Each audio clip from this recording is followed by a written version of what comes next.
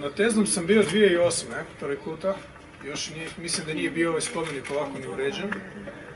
Onda sam bio 2012. kao predsjednik Hrvatske vlade. I sada opet, a vaše pitanje što se treba dogoditi da bismo ovdje došli zajedno, pa ja mislim ništa posebno. Možda bi se to i sada dogodilo da nisu izbori i cijela ova gužva oko izbora. Ja mislim da nema nikakvog spora, nikakve dvojbe oko toga šta to memorijalno mjesto predstavlja i šta se tu sa velikom sigurnošću može reći dogodilo. U tjednima nakon 15. svibnja 1945. godine tu je ubijeno i u tenkovske rovove koje je prethodno Wehrmacht iskopao za obranu Maribora, s njihove perspektive obranu, bačeno više tisuća, kaže se, računa se i do 15.000 vojnika, najvećim dijelom Hrvata, hrvatskog porijekla, ali i Slovenaca i onih trećih, koji su bježali na zapad. Nije sporno Tezno, međutim Bleiburg kao manifestacija i konotacija je nešto drugo.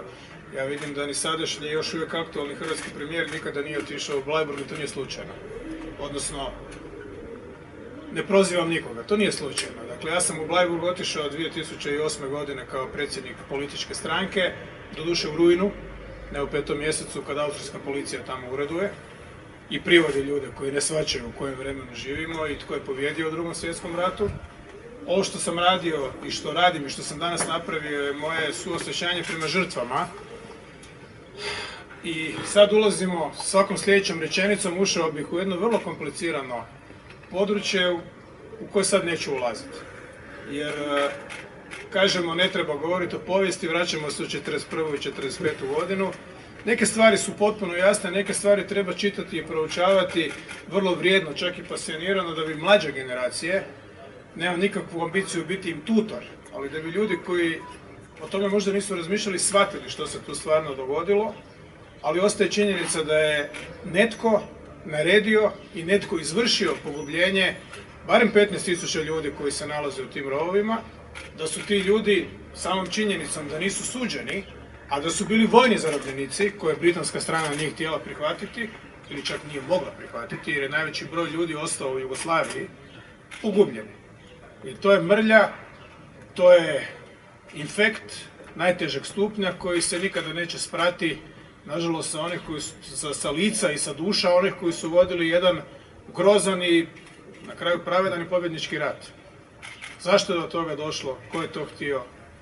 Puno je verzija. Dakle, Tezno da, žrtve da, one su stvarne i nitko ih ne dovodi u pitanje, ali tu ima nekoliko upitnika u cijeloj priči. Na kraju krajeva, sutra je blagdan, odnosno nije blagdan, nego je spomendan.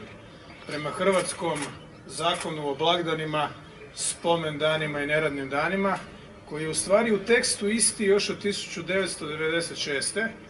Dakle, taj spomendan koji se sutra obilježava kao subota ili nedjelja najbliža 15. svibnja se zove Dan spomena na žrtve u borbi za slobodu i neovisnost.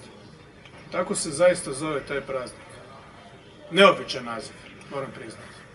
S obzirom da sam bio premijer, da sam osobno 2012. godine ukinuo pokroviteljstvo Hrvatskog sabora nad obilježavanjem u Bleiburgu, jer sam smatrao i smatrali smo da to Hrvatski sabor ne treba financirati, to je politički stav. Ovakve stvari su mi promicale. Dakle, ima još tema o kojima ćemo, nažalost, trebati razgovarati. Rat je odavno gotov, a ratovi su gotovi, to sam govorio u kampanji i to stvarno mislim, ali mi smo moderna europska država, svjesni, samosvjesni, otvoreni, ali nema razlike da se u nekim stvarima naprosto sramotimo.